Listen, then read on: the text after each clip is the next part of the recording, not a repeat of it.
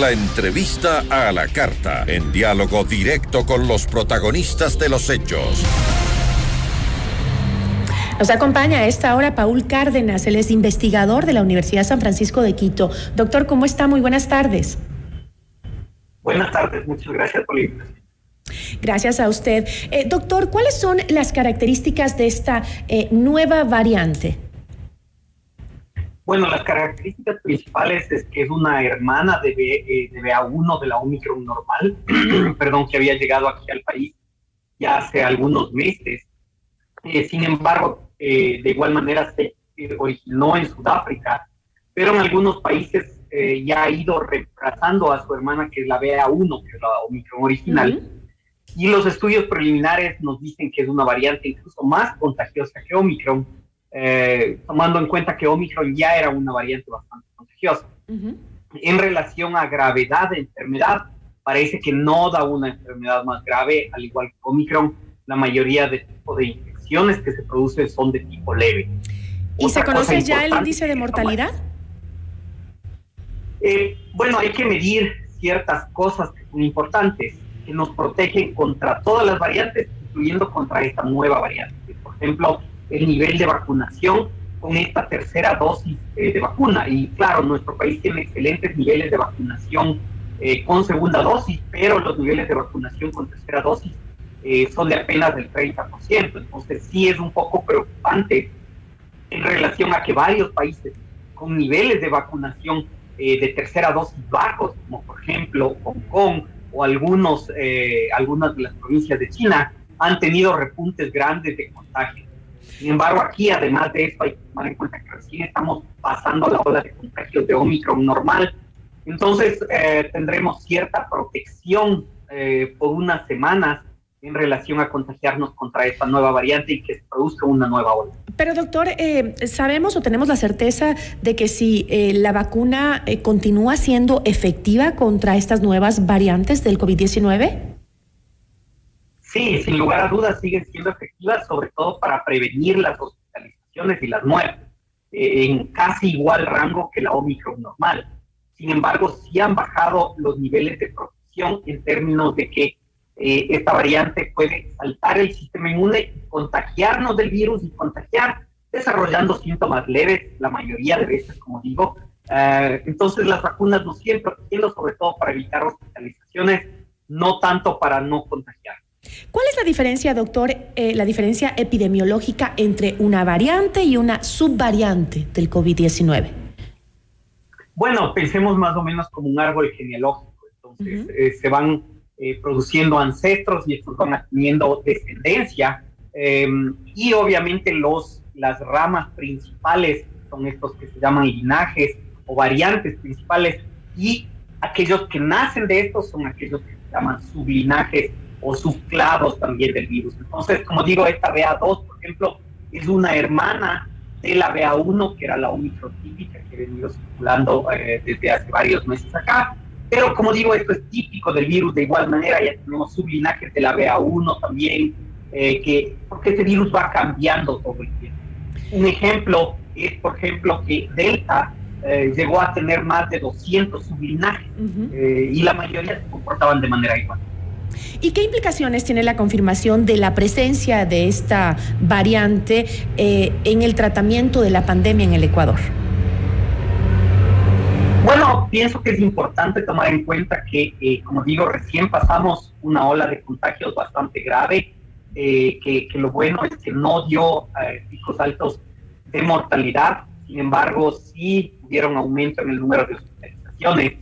Pero hay que tomar en cuenta que lo malo de la variante Omicron normal es que no produce una inmunidad a mediano plazo muy buena. Entonces, mucha gente que ya se contagió en enero puede volver a empezar a contagiarse con esta nueva variante BA2.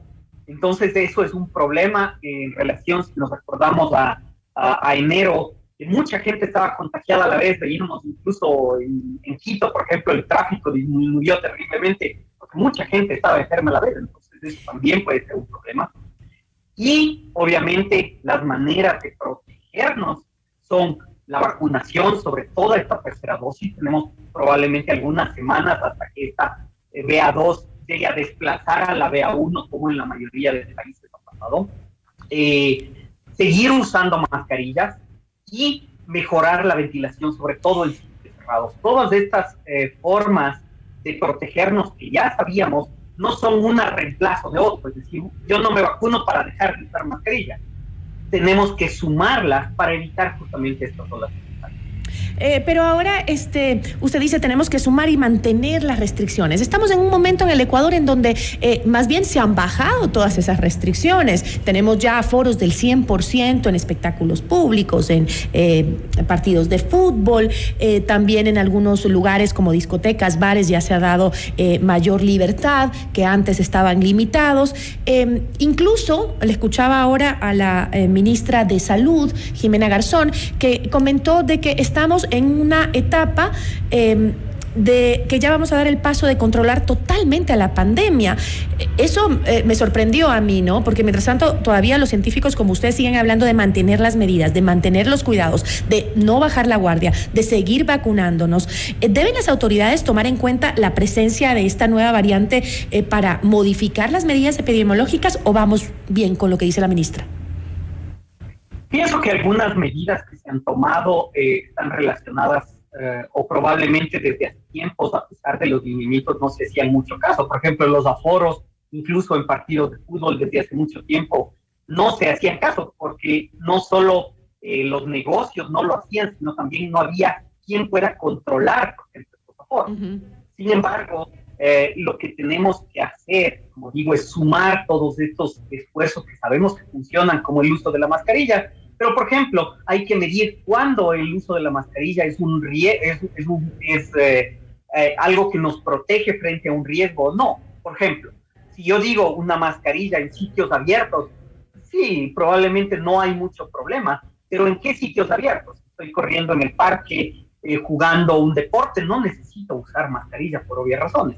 Pero si estoy en un estadio de fútbol donde tengo 200 personas alrededor mío gritando, sí, a pesar de que es un ambiente abierto, el uso de la mascarilla sí es una... Un concierto también, por ejemplo. Definitivamente. Y de igual manera, si son cerrados o no son cerrados.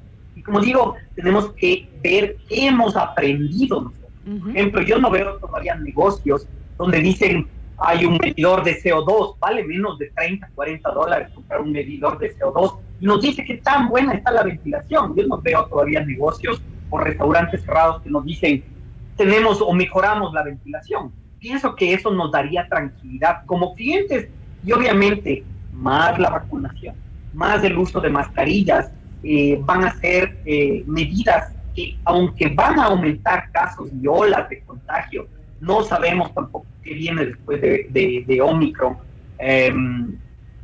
Probablemente van a prevenir que estas sean tan trascendentes como para saturar los servicios de salud. Bueno, ya hay ciudades en China que se han vuelto a confinar incluso, ¿no? Con rebrotes de la enfermedad y de variantes. Ciudades muy, muy grandes. Recordemos, Hong Kong está con los picos de mortalidad más altos en la pandemia. Países desarrollados que han manejado bien la pandemia hasta ahora han tenido una afectación grande por BA2, como por ejemplo Noruega. Uh-huh. Ahorita tiene el pico de mortalidad más alta de su historia de la pandemia. Entonces pienso que tenemos que ser cautos y tomar en cuenta todo lo que debimos haber aprendido durante estos 2 años. Ahora, solo una pregunta más. ¿La mutación del virus va a ser constante en las siguientes etapas de la pandemia? ¿Vamos a seguir viendo estas mutaciones? Sí, definitivamente eso es algo que ya sabemos.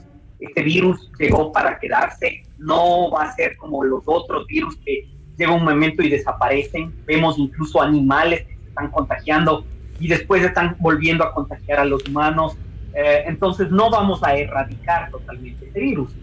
Sin embargo, no podemos predecir estas nuevas variantes, qué comportamiento se van a tener. Probablemente seguirán siendo bastante contagiosas, saltarán al sistema inmuno, no sabemos qué tanto escaparán a las vacunas o tendrán un riesgo alto de reinfecciones. Si serán una enfermedad más grave o no, tampoco lastimosamente no lo sabemos. Pero en relación a esto de que como país decretemos aquí el fin de la pandemia, lo más probable es que esto termine la pandemia cuando todo el mundo salga de la pandemia. Es decir, cuando países que han recibido menos del 20% de su población vacunas lleguen a vacunarse, estén controlado el virus y se haga vigilancia de que en estos sitios no hayan surgido nuevas Entonces variantes. hay que tomar con un poquito de precaución y tranquilidad las declaraciones de la ministra de Salud, Jimena Garzón, porque para ella estamos a un paso del control total de la pandemia en el Ecuador, y eso creo que es aventurarse a decir, a hacer una afirmación de ese tipo, como que puede ser bueno políticamente, pero no tanto en el tema de salud. Entonces, doctor, con eso cierro porque se nos acabó el tiempo. Con mucho gusto, sí, justamente eso es. No hay que alarmarse por un lado, pero por otro lado tenemos que ser conscientes y aplicar todo lo que hemos aprendido en estos años. Listo, muchísimas gracias. Le agradezco por habernos acompañado y aclararnos un poco el panorama. Estamos mejor, pero tampoco nos descuidemos. Muchísimas gracias, doctor. Muchas gracias por la invitación. Una buena tarde. Paul Cárdenas, investigador de la Universidad San Francisco de Quito.